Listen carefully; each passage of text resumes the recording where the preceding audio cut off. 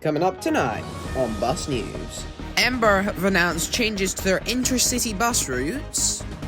More information has come out about this year's Edinburgh Bus Council tenders. And there are some extremely interesting fleet movements happening with the Lothian family in the next month or so.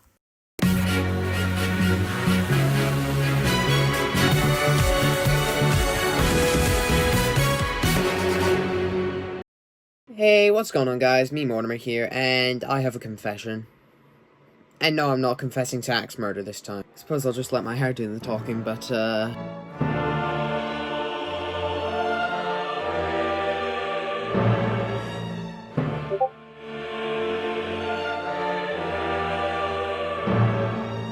had a haircut! Yeah, it's been about 13 months since my last one, so it's getting to the point where it is getting quite overgrown, so it was getting time. I had the day off, so my mum just kind of decided that it's probably a good opportunity to cut my hair, and I agreed, so we went to the barber, and now this iconic mess is gone. But anyway, now I don't have to worry about the light revealing the secret, so I'll turn that on. And, it's been a while since I made a proper standard bus news, as the past two episodes have been quite intense, half-hour-long episodes of me exploring, so this one's going back to basics. First off, there are going to be some changes to Ember's intercity bus services, which, for those of you unaware, are basically the only fully electric bus operator in Scotland, to my knowledge. I could be wrong, but I don't think I am. So, yeah, all of their routes are getting updates,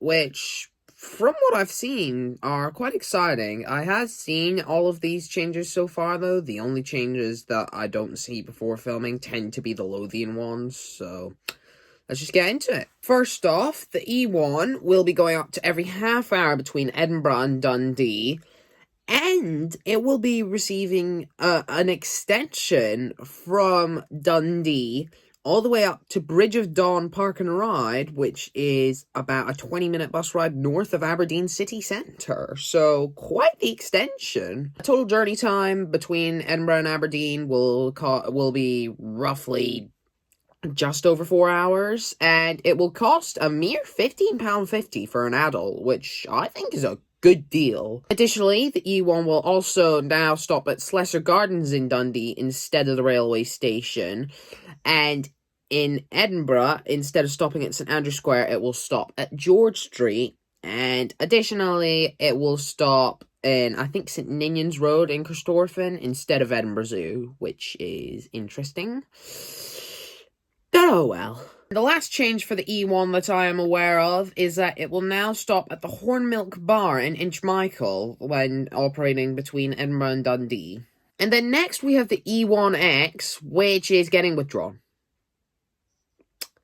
Those electric chargers at Wallyford Park and Ride really didn't get much use before the service was withdrawn, did they? What I do find interesting, though, is that looking at the Ember website, it says that there might be services to Wallyford in the future, which, if that is the case, will be exciting. Next, as for the E3, it will now have extra night journeys serving Perth city centre, which means that combined with the E3X, means that there will be an E3 or E3X through Perth for 10 return trips a day, which is pretty exciting. Would have expected them to maybe run this as the E3X, but then again, I do have quite varying opinions from reality. And yeah, the E3 and E3X will also start at Slessor Gardens instead of the Science Centre in Dundee. Next up, there has been some new news about the Central and Southeast Edinburgh bus tenders. Of course, there were the West Edinburgh tenders back in, May, June this year, which view this bus news episode if you want to see more about that. But yeah, now, really unfortunately, I'm quite upset about this. After 15 years of running it very well, Edinburgh Coastal Lines are sadly not getting the 13. It's going to McGill. I swear to God. Yeah, the fact that Edinburgh Council don't take past experiences into account after McGill's essentially had a hissy fit after they found out that they weren't going to be able to tender for the 2063 and 68 earlier this year, when they basically ran like a fifth of all the journeys they were supposed to run. How are they getting the 13? And more importantly, how are they getting the new Dumby Dykes tender too? That's... So yeah, there's going to be a new route through Dumby Dykes, which will mean it'll finally have a proper bus service in the first time since the 6 was withdrawn in March of 2020. And aside from the 35 getting diverted when the Royal Mile was closed for like 8 months, they've not really had a proper bus route through there. So now it means that they're finally getting a bus route. Problem is, it's run by McGill's. Still seems to be a decent route, though. It's going to be running from Holyrood to Toll Cross, presumably via the old 60 route to Bristol Square, and then just go down Lauriston Place, unless it goes down the Grassmarket for some reason, but who knows. Additionally, there will be a Lady Nairn tender, which, for those of you unaware, Lady Nairn is sort of the small estate sort of in between Willowbrae and Duddingston Village, which neighbours Arthur Seat.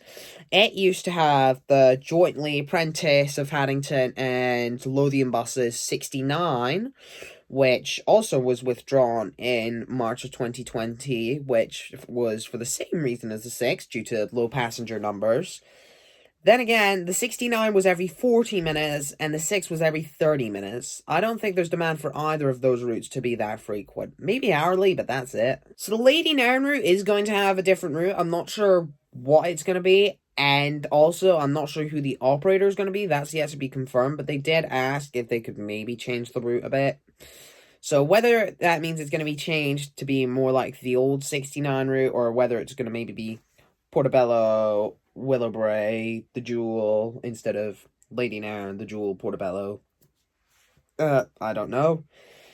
All I know is that it's getting changed, and as far as I'm aware, all of these tenders should be coming into service in December of this coming year. Additionally, Lothian have apparently approached Edinburgh Council and asked if they would be able to financially support the 12 journeys, which are extensions of the normal 12 up to Leith, which run between Bristol Square and Leith in the afternoon, or in the morning from Leith to Holyrood High School.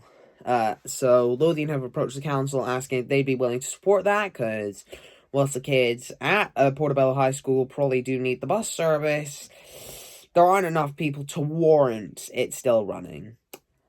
I did think for a while they could probably just get a normal double-decker always on those two journeys. I did always think they could probably extend those two specific journeys on the 12, i.e. the 246 12 from the Gyle, and I think it's the 8 o'clock 12 from Marine. I think those two, I've always thought they could literally just extend them up to Leith and always have them run on double-deckers, so that people still have that commuter bus, but also it's a double-decker for the few passengers who do use it at Holyrood High School. The Transport Committee have also asked Lothian if they can reinvest dividends to help potentially fund a new Ratho to city centre bus, which, if this does happen, will be the first time that Ratho have had a direct bus to Edinburgh city centre since, I think, when the 12 used to go from Ratho to Seafield. So that's been, 10 years? Additionally, there have been considerations for the 32 and 68 to have slight changes to take into account pupils travelling to Maybury Primary School.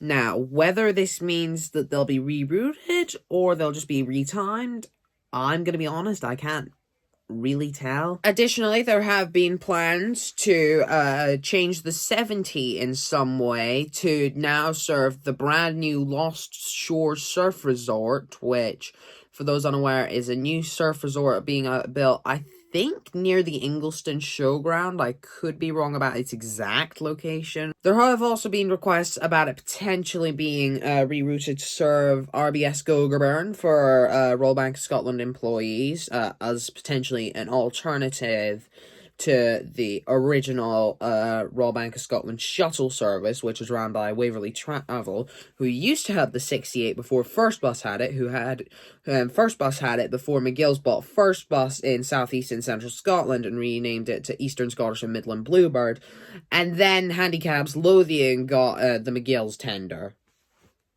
Yes, it's as complicated as it sounds. Next up, there's more updates on Lothian's fleet list getting some potential changes. First of all, more BZLs are suspected to be arriving at Seafield on Monday and Tuesday this next week, which should be exciting. If you do want to come see them, though, I think they're meant to be arriving at like 6 or 7 in the morning, so good luck. Next, 841 through 850, which are B9TL Geminis, and 937 through 950, which are B9TL Gemini 2s, are supposedly going out of service as soon as the end of this month. That surprises me. Can't say I'm disappointed about the latter of those two vehicles getting withdrawn, because I honestly think I'm torn between them and 1141 through 1153 being my least favorite buses on the entire Lothian fleet.